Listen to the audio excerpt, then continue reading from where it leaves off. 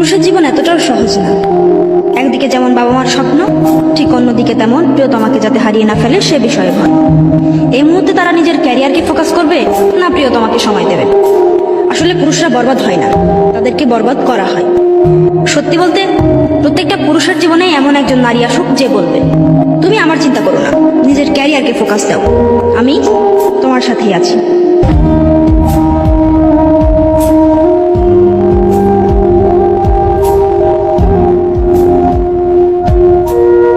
একটা কথা বলি সবাইকে, টাকা পয়সা আজ নয়তো কাল হবেই।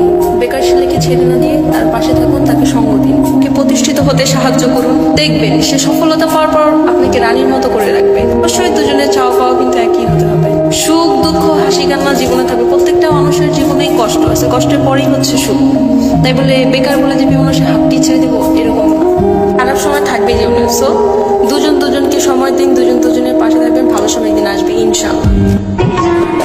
कहते ना जिंदगी की सारी खूबसूरत चीजें एक तरफ और जब एक मर्द प्यार में होता है उसका नूर एक तरफ। लड़कों को ना अक्सर मोहब्बत बदल कर जाती है। मेरे ख्याल से एक लड़के से आदमी तक का भी सफर मोहब्बत उन्हें करवाती है। जो सख्त था एक समय पर वो कितना नर्म हो जाता है ना। जो ध्यान कुछ भी नहीं देता था वो अब एकदम से रिस्पॉन्सिबल बन जाता है। तभी कहते हैं ना लड़कों को सिर्फ मोहब्बत में होने की देर है, फिर तो वो हमें सिखाते हैं कि असली इश्क करते कैसे हैं।